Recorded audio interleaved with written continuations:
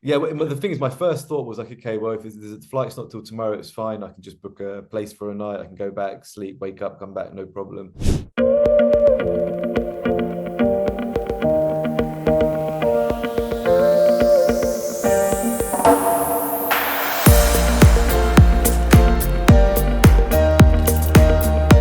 Hello, everybody, and welcome back once again to Learn English with Teachify. I'm Lewis. Hello, I'm guys, Will. it's Mickey. You're always talking. Why do you always talk at the same time as me? It's because he said like this, and then on my screen that pointed to me. Well, at my screen, it pointed to me. So, Sorry. apologies for that false start. I'm Lewis. This is Will, and this is Mickey. Hello. Mickey, how are you today? Yeah, I'm good. I'm good. I mean, me and Will are a little bit out of sync. We keep clashing at the moment, but but we're okay. Yeah, I'm all right actually. It's a nice day, sunny day. How are you? Right.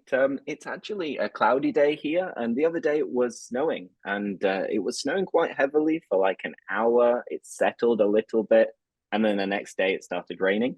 But today, apparently, it's going to snow again, and I get really excited because I'm like, "Oh, it's snowing! How beautiful! I want to go for a walk in a park." I know it's sad, but it's the truth. It is not. If you know it, then that's great. Yeah, That's the most Exactly. important thing. And Will, how are you?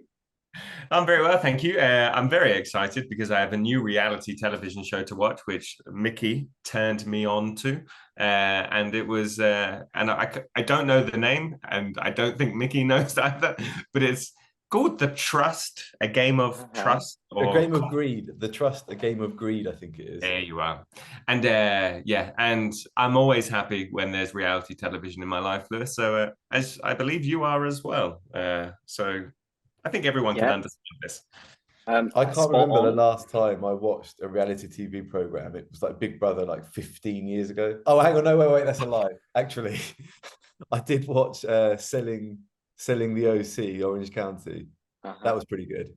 Probably my favorite reality TV show, actually. I might watch it again. Sounds fascinating. So I guess that is our guilty pleasure, that we like watching bad reality TV. But that's not the topic of today's podcast. Today we're going to be speaking about travel, but focusing more on the travel industry, whilst going over some travel-related phrasal verbs and finishing with some travel idioms. So let's kick off. Mickey, what are the pros and cons of traveling off the beaten track? Oh, do you know what? Are you okay? Sorry. I sounded so enthusiastic to answer that question. Yeah, no, wow. Sorry. I so off the beaten track, firstly. I really don't want to be here, do you? That sound perfectly describes how I feel sometimes. Yeah. Off the beaten track, firstly, what does off the beaten track means? What does it mean? Sorry. So off the beaten track is not your typical tourist destinations. They're kind of more local, less developed, less built areas maybe that you would go to visit because you want to have an authentic experience. So that would be traveling off the beaten track, in my opinion. Is that fair to say? Would you agree with that, Yeah, guys? perfect. Off the beaten track is away from the places where you have lots of tourists, where lots of tourists go. So it's kind of a unique trip going away from the traditional tourist industry areas. Perfect. So my opinion on it, I think firstly it depends largely on where you're going to, if it's a safe country or if it's a dangerous country. Mm-hmm. And I also think actually it's funny because it reminds me of I've got a friend where I am now who lives in Malaga, and he is always in the tourist places, always loves it, always. And I said to him, why don't you go? Like he's in Spain, he's been living in Spain, and I ask him, I say, why don't you go to like more authentic places, like more Spanishy places? And his response, which I kind of understand now, was I like to live in Spain, but I'm English.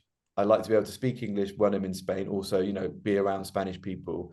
He said, but also I like to be in holiday destinations, he said, because I'm surrounded by happy people, because everybody comes there, they're on holiday, they're always happy, they're always smiling. So I feel like I'm always on holiday, but I actually live on holiday. And I was like, is that just an excuse? But it actually makes a little bit of sense, I think, in my opinion. I kind of agree with that. So when he travels and when he goes places, he always goes to quite touristy places because he likes to feel like he's, you know, everybody's happy. There's a vibrant energy around. So I kind of agree with that. I think, as you guys know, I've spent the last year in Southeast Asia and I've done some of the off the beaten track travel experiences, but I have to admit, I am a little bit of a snob. I like nice things. I like nice things, and the nice things you get are in the tourist areas most of the times. It's nice to do day trips. But yeah, I prefer more touristic locations, I would say.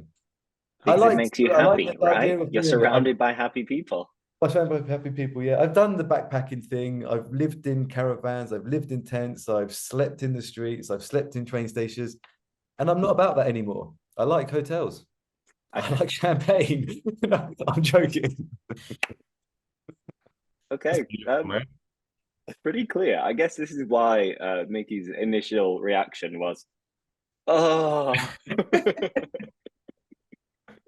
Okay, let's move on to another question. Will, I'll ask you one. How do you think technology is changing the way we travel? I would have enjoyed this question more personally. Yeah, I was thinking about it.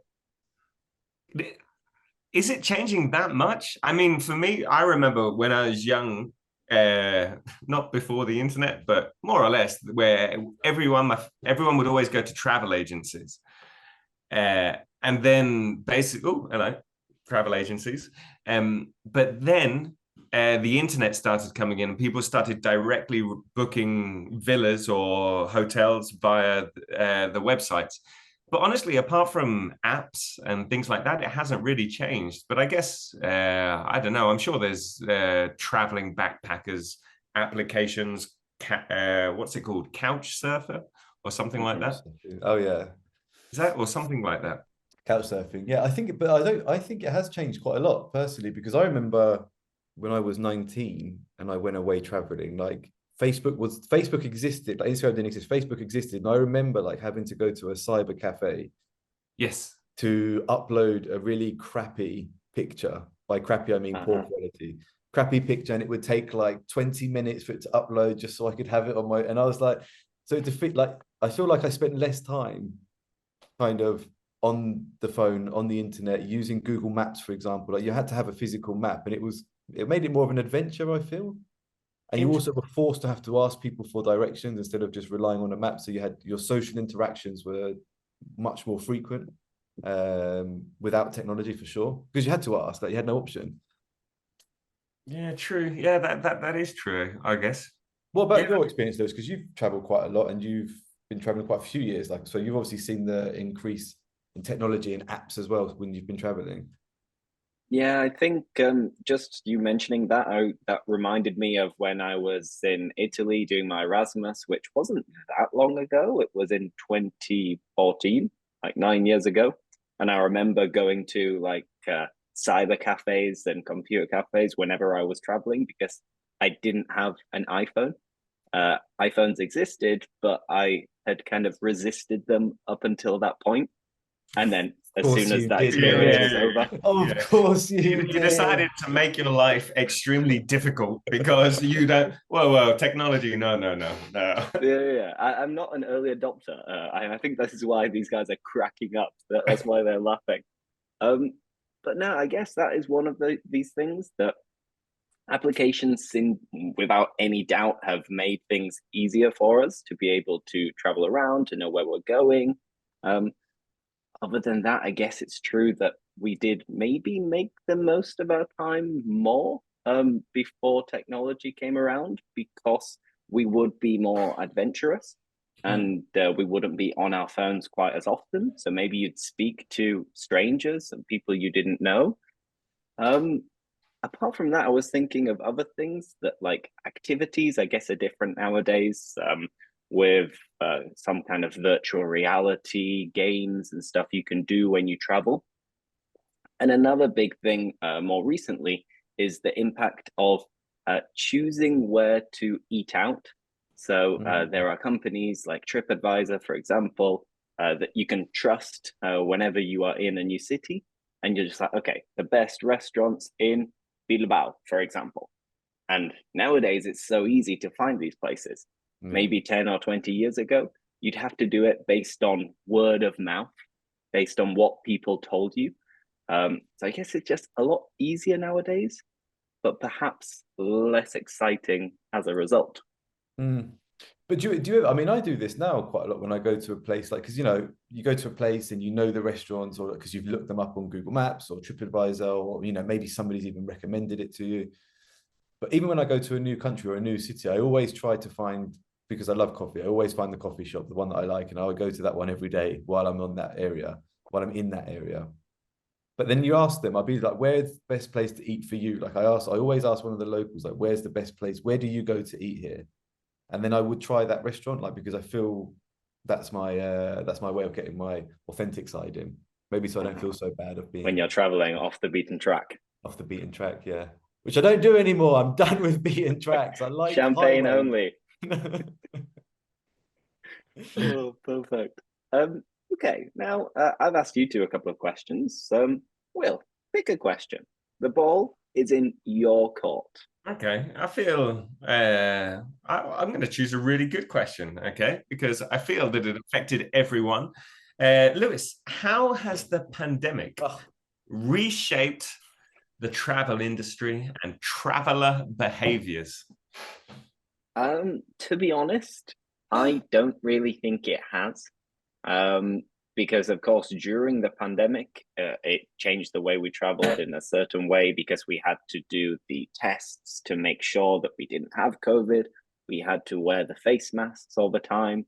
There'd always be someone with some kind of like sanitizing gel to be able to wash your hands as well. But these were just the little things that at the end of the day didn't change that much of our actual behavior.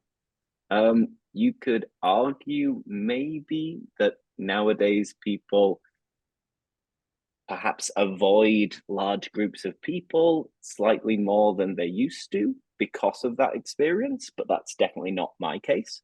And I'd say, to be honest, that after being locked down for like 2 years during the pandemic, everybody's just grateful to be out and traveling and living again. So you could say that maybe people travel even more nowadays because of that experience of being locked up at home and dreaming about going to different places. I'd say, yeah, the pandemic has had no real long-term effects, in my opinion, at least. What prices have gone up? Yeah, I was going to say. I think post-pandemic, I think there's a big thing of people about the big reset with tourism, like an opportunity to change tourism to make it a bit more sustainable, because let's be honest, it's a bit crazy in some cities, the tourists and the local people that used to do that have been pushed out. Like, so there was an opportunity there, like a window opportunity for tour companies or airline companies and hotels and Airbnbs to kind of rethink about how they're implementing tourism to make it a bit more sustainable. But obviously, no, they didn't. They just wanted as many people as quick as possible and at the highest price possible. So I feel like the prices have gone up quite a lot now because a lot of these companies are trying to make back a lot of the money that they would have lost during that period of time. I don't know if it will come down at any point soon, but tourism and the cost of travel and hotels and Airbnbs and restaurants has definitely gone up. Will, you're nodding away. Yeah, I was going to ask you both what your experience is. When you go to a city, do you prefer an Airbnb or a hotel? And have you noticed a difference in price? Because originally Airbnb was much cheaper, but now it seems actually it's more or less similar. Yeah, I know what you mean. And I was just thinking about the impact of Airbnb on different cities as well.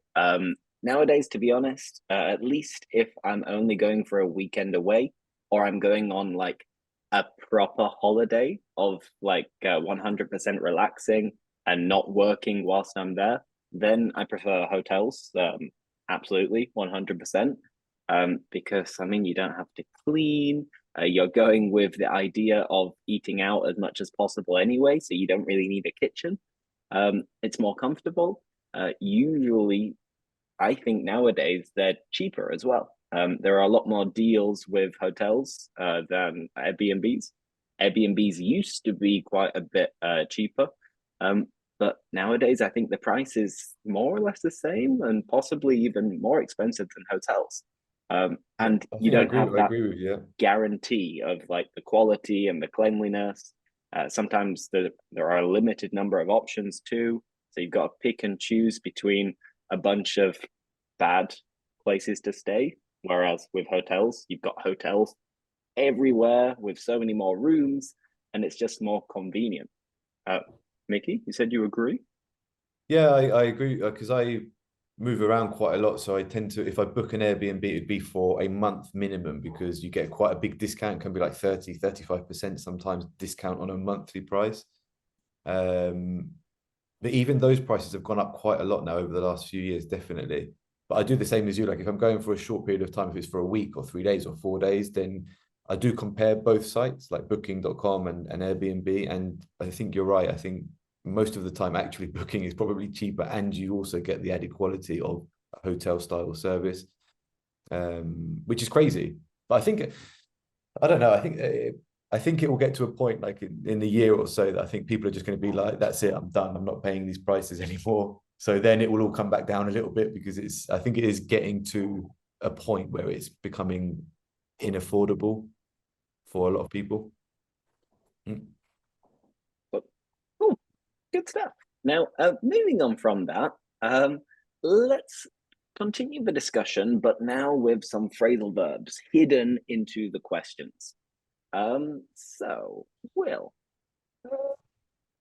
what's the most interesting place you have looked around or wandered around during your travels? Ooh. Oh, that's okay. So not necessarily the destination, but the actual place that kind of Yeah. I'm gonna say this, and I wouldn't. I would. The most interesting place would probably be in. I think it was Rabat in Morocco, in the Medina, the central marketplace, because it was absolutely crazy. It was just I did not understand how people could find our way in there. And I remember, I remember specifically, we parked the car. There was a group of about 5 of us, and then this little boy came up to us and was like, "Ah, oh, what's your hotel? What's your hotel?" And we gave him the name. He said, "Ah, oh, follow me." And I just remember everyone following this little boy, and I was thinking, guys, is this really a good idea? And anyway, this little boy helped us through this crazy maze with tiny streets and little shop. It was very very different to the usual Occidental experience. And then at the end, I remember everyone walking into the into the hotel, and the little boy was expecting some money, which he deserved, by the way, because there's no way we would have got it. And everyone just walked past him going, no, no, no, sorry, no. So I think I gave him some euros or something. But, I bet he appreciated it. well, he earned his money. I mean, he did something that Google Maps couldn't help us with in this situation. So yeah, I think that was the most interesting place, actually, the Medina.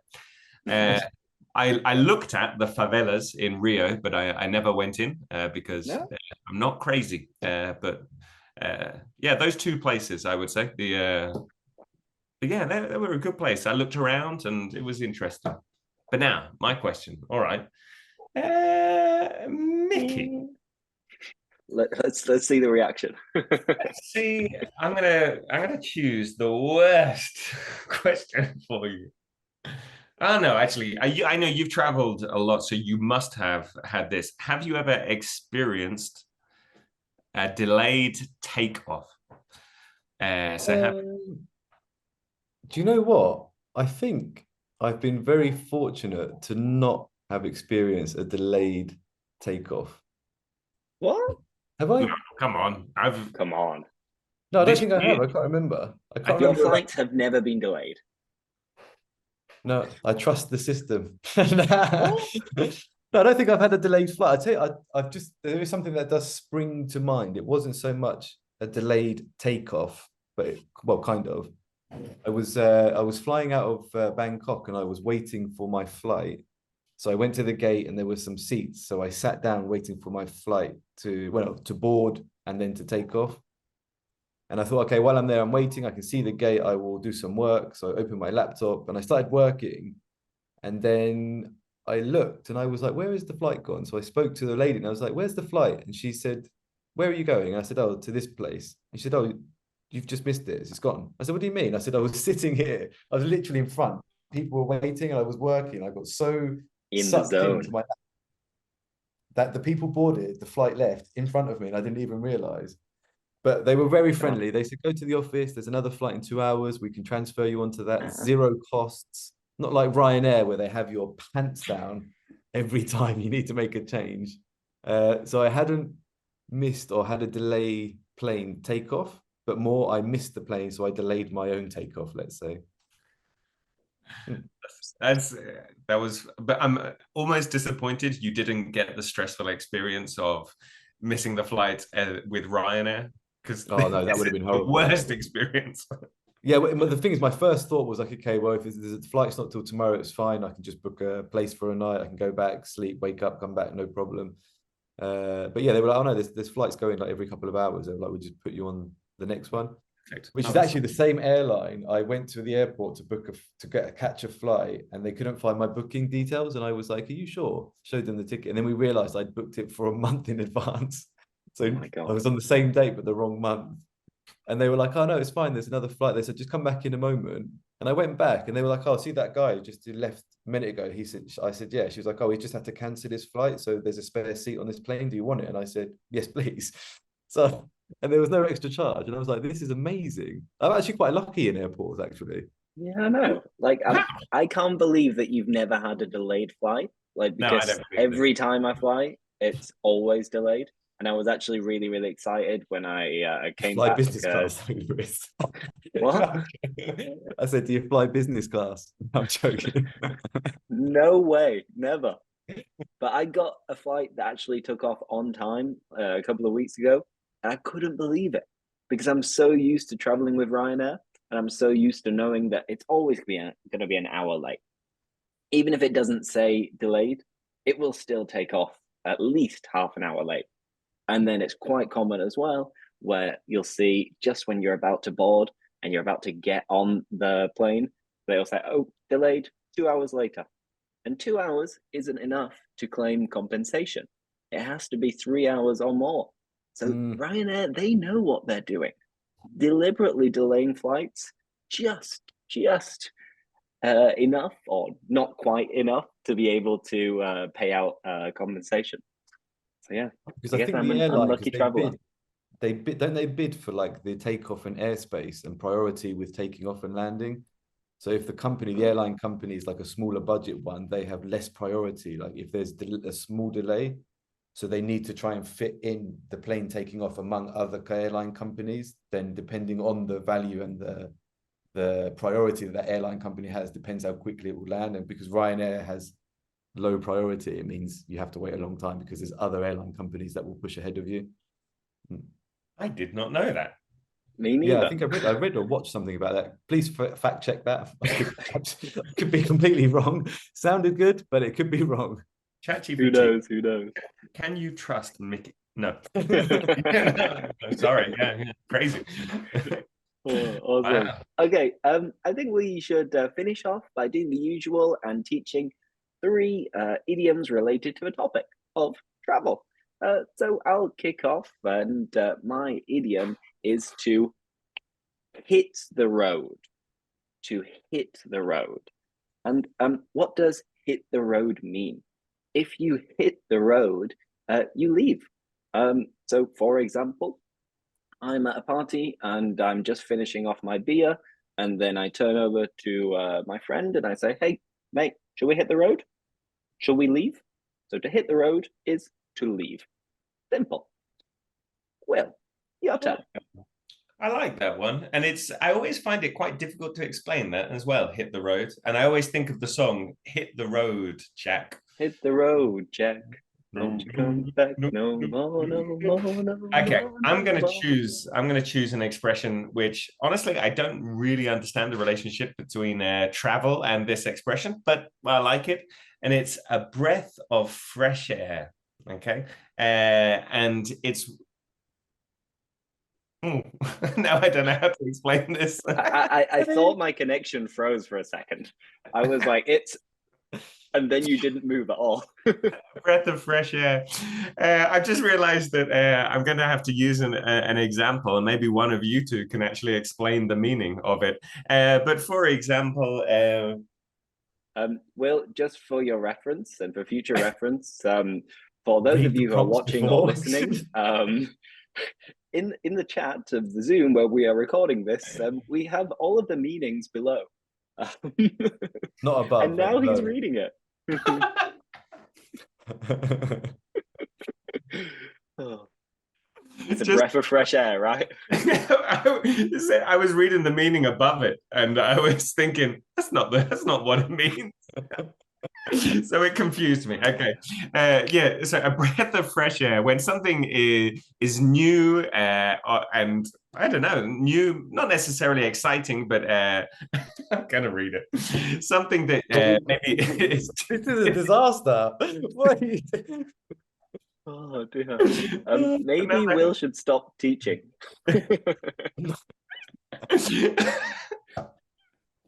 So, let's say, for example, something you watch every day on television, or something you have your routine, and everything is.